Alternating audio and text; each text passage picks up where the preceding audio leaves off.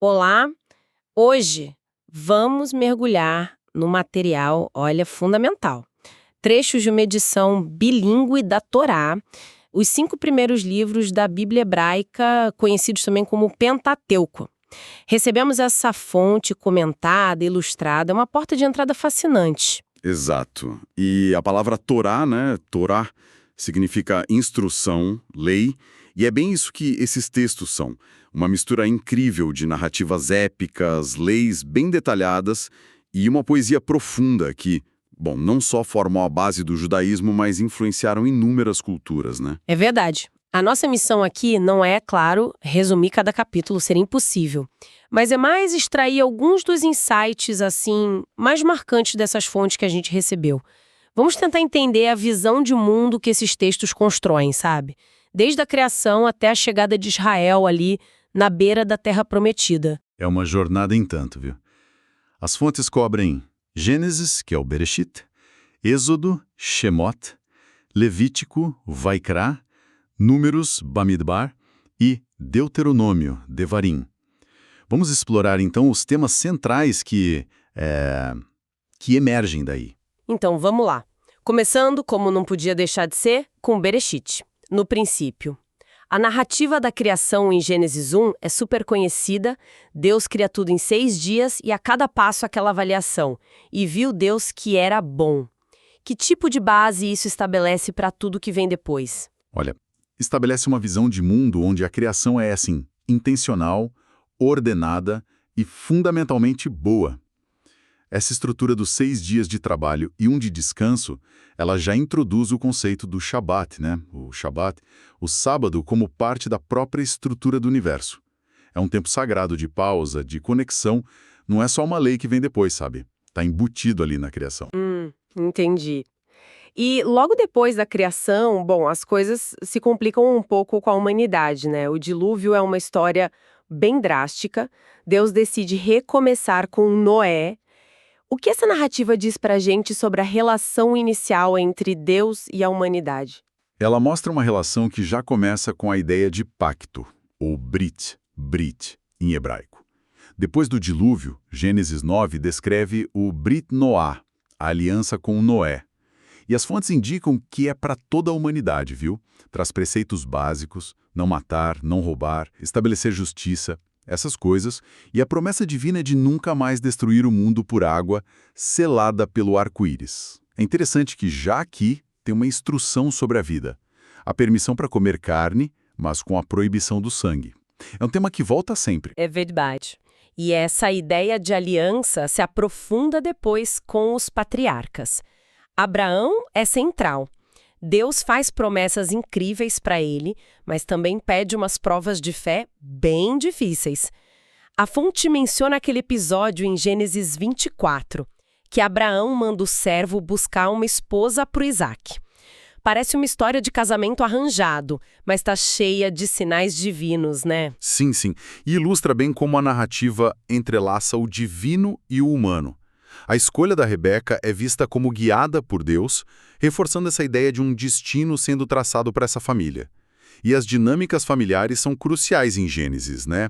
A rivalidade entre Jacó e Esaú pela primogenitura, lá em Gênesis 25. Aquela do prato de lentilhas. Essa mesma. E as artimanhas de Jacó com Labão, em Gênesis 29 a 31. Tudo isso mostra personagens complexos, sabe? Não são idealizados, mas são os veículos da promessa divina. E o que dizer de José? Vendido pelos irmãos, vai parar lá no Egito. A fonte destaca que, mesmo na prisão, ele prospera porque Deus estava com ele, diz Gênesis 39, e a habilidade dele de interpretar sonhos o leva de prisioneiro a governador, né? Gênesis 40 e 41. Essa história parece um ponto de virada importante. Totalmente. A saga de José é tipo um microcosmo de temas maiores. Sofrimento e redenção, a providência divina agindo através dos eventos humanos e, claro, a reconciliação familiar no final. Quando José interpreta os sonhos do faraó e salva o Egito da fome, em Gênesis 41... As vacas magras e gordas, as espigas... Exato. Isso não só eleva o José, mas prepara todo o cenário para a ida da família inteira de Jacó para o Egito. É fascinante como ele nomeia os filhos Manassés, Deus me fez esquecer, e Efraim, Deus me fez crescer. Reflete a jornada dele, né? E aquela bênção final de Jacó aos filhos de José, que ele cruza as mãos para dar primazia para o mais novo, Efraim, em Gênesis 48. Isso também é curioso, desafia aquela norma da primogenitura que a gente viu antes com Esaú e Jacó. Exatamente. Isso sugere que a escolha divina muitas vezes subverte as expectativas humanas, né? Gênesis termina com a família de Israel lá no Egito, preparando o terreno para o livro seguinte, que é Shemote, o Êxodo. E que mudança de cenário no Êxodo. Os israelitas se multiplicam e são escravizados por um faraó que, como diz o texto, não conhecia José. Êxodo 1. A opressão é brutal, e aquelas parteiras, Sifra e Poá, desafiando a ordem de matar os bebês, é um ato de coragem incrível logo no comecinho do livro. Sim, e já estabelece o tema da resistência contra a tirania. É nesse contexto que Moisés surge, o chamado dele na sarça ardente em Êxodo 3, onde Deus se revela com o nome Eu Sou o que Sou, Arié, Asher, Arié, é um momento teológico central, né? A missão de Moisés é libertar o povo e Arão é designado como seu porta-voz. A Páscoa, o Pessar, descrita lá em Êxodo 12, com todas aquelas instruções detalhadas, o cordeiro, sangue nos umbrais, os pães ázimos, se torna o ritual central da memória dessa libertação. Por que será que tem tanto detalhe assim? É porque os rituais criam memória e identidade, né? Cada detalhe da Páscoa foi projetado para recontar a história da libertação, para que cada geração pudesse se sentir como se ela mesma tivesse saído do Egito. O ritual torna o passado presente, sabe? A saída do Egito com a travessia do Mar Vermelho em Êxodo 14 é o evento fundador da nação. Mas aí vem a liberdade no deserto. E não é fácil. O povo reclama, sente falta do Egito. O maná, em Êxodo 16, é uma provisão divina, mas também é um teste diário de confiança, certo? Colher só o necessário, confiar que vai ter mais no dia seguinte, respeitar o Shabá. Perfeitamente. O deserto é um lugar de aprendizado, de dependência. E o ponto alto, claro, é a entrega da lei no Monte Sinai. Mas, olha só, mesmo nesse momento sublime, acontece o episódio do bezerro de ouro. Êxodo 32. Enquanto Moisés está lá no monte, o povo volta para a idolatria. Isso é chocante, né? Mostra a fragilidade do compromisso humano, né? A reação de Moisés, quebrando as tábuas, é muito forte. E depois ele intercede pelo povo. Aquele momento em que ele pede para ver a glória de Deus em Êxodo 33, e Deus permite que ele veja suas costas. É muito misterioso isso. É um momento de profunda intimidade e, ao mesmo tempo, de reconhecimento da transcendência divina. Ninguém pode ver a face de Deus e viver. Mas Deus revela seu caráter, sua misericórdia, sua justiça, quando o pacto é renovado, lá em Êxodo 34. A lei é dada de novo, mas agora com a plena consciência da tendência humana à falha e da necessidade da graça divina. O Êxodo termina com a construção do tabernáculo, a morada de Deus ali no meio do povo. Isso nos leva direto para Vaikra, Levítico. Muitas vezes é visto como um livro assim denso, cheio de leis rituais complexas, sacrifícios, pureza. Qual seria o insight principal aqui, para além das regras em si? O conceito que unifica Levítico é Kedushá, Kadushá, santidade. Deus é santo e o povo é chamado a ser santo. Isso significa ser separado, distinto. As leis de Levítico, sejam sobre os sacrifícios, como está lá em Levítico 1, a pureza ritual Tumave Tahara, Levítico 11, 13, 15, ou mesmo as leis alimentares, o Kashrut, em Levítico 11, são formas de cultivar essa distinção na vida diária. Então, as leis de Kashrut, como a proibição de comer porco ou mariscos, não seriam só sobre higiene, por exemplo, mas sobre criar uma identidade separada. Exato. As regras de Kashrut e as leis de pureza e impureza, tipo como lidar com doenças de pele, o tsarahat, ou contato com a morte, elas criam um sistema simbólico que constantemente lembra o povo da sua relação especial com Deus e da necessidade de ordem, de respeito ao sagrado. Não é só ritual pelo ritual, entende? É sobre viver consciente dessa relação em todos os aspectos, até na comida ou na saúde. E o chamado Código de Santidade, em Levítico 19 e 20, ele mistura essas leis rituais com mandamentos éticos bem fortes, como amarás o teu próximo como a ti mesmo. Isso é interessante, essa mistura. Mostra que, para Levítico, a santidade não é só ritualística, mas é profundamente ética. A forma como a gente trata os outros, a justiça social, a honestidade nos negócios, tudo isso faz parte do chamado à santidade. O livro estabelece como um povo imperfeito pode se relacionar e habitar perto de um Deus santo, através de um sistema que lida com o pecado e a impureza e que orienta para uma vida ética. O próximo livro, Bamidbar, Números, significa no deserto. Ele retorna a jornada, mas parece cheio de problemas. Tem censos, murmurações, rebeliões. O que a gente aprende nessa fase da história? Números mostra bem os desafios de transformar aquela multidão de ex-escravos numa nação coesa e fiel durante a longa jornada no deserto. O censo inicial, lá em Números 1 e 2, organiza o povo para a marcha, os levitas recebem um papel especial no serviço do tabernáculo, como está em Números 3, 4, 8. Eles atuam como uma espécie de zona de segurança em torno do sagrado, sabe? Mas as reclamações continuam firmes, né? O povo quer carne, não quer maná, isso está em Números 11.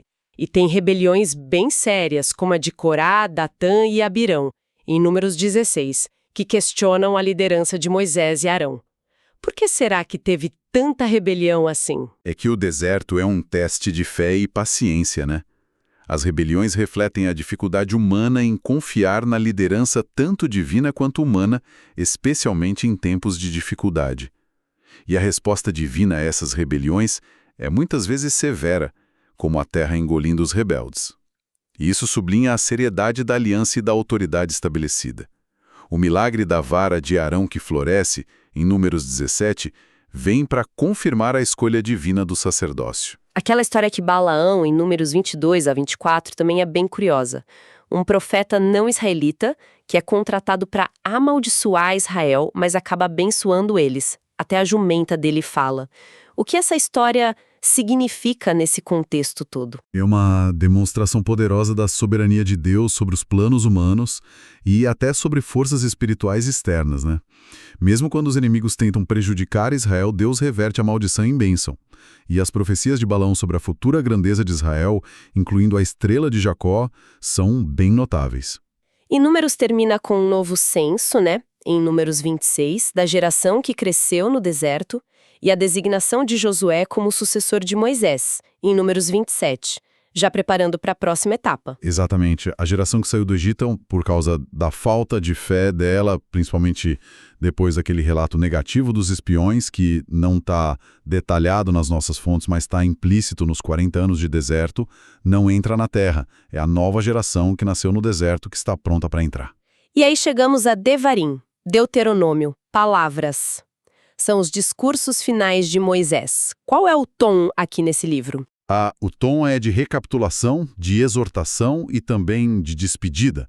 Moisés, ali nas portas da Terra Prometida, ele relembra a jornada, reitera as leis às vezes com explicações novas e faz um apelo apaixonado para a nova geração para que permaneça fiel à aliança.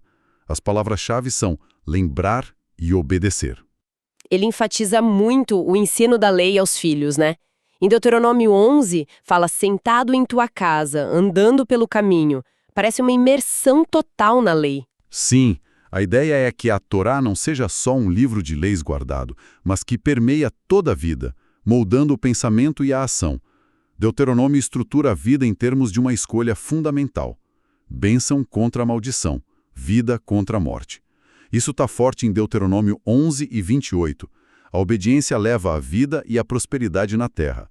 Já a desobediência, especialmente a idolatria, leva ao exílio e à perda da terra. Ele também estabelece critérios para distinguir profetas verdadeiros de falsos, lá em Deuteronômio 18. e reitera leis como as dietéticas, em Deuteronômio 14.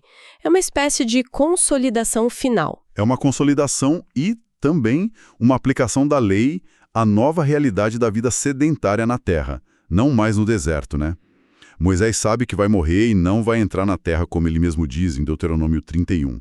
Os últimos atos deles são ensinar um cântico de testemunho, em Deuteronômio 32, e abençoar as tribos, em Deuteronômio 33. E o livro termina, como foi mencionado na introdução da nossa fonte, com a morte de Moisés, depois ele avistar a terra lá do Monte Nebo. É um final um tanto melancólico por um líder tão importante, né? É agridoce, sim.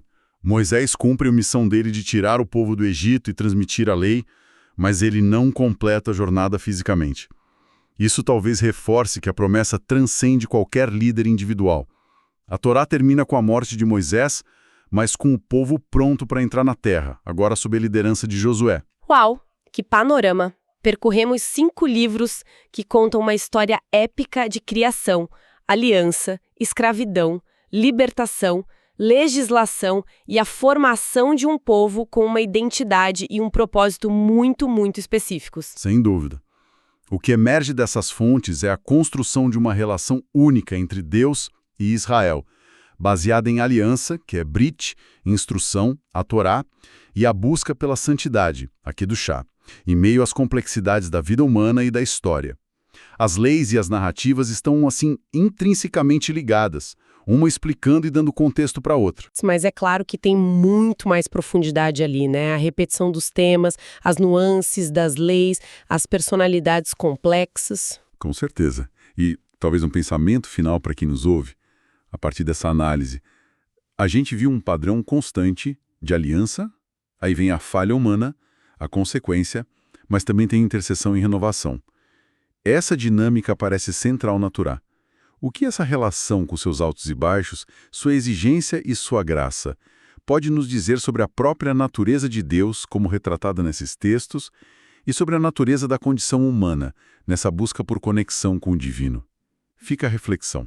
Uma excelente questão para a gente pensar. Com isso, encerramos nossa exploração de hoje sobre os primeiros 5 livros da Torá, baseada nas fontes que recebemos. Agradecemos a companhia nesta jornada.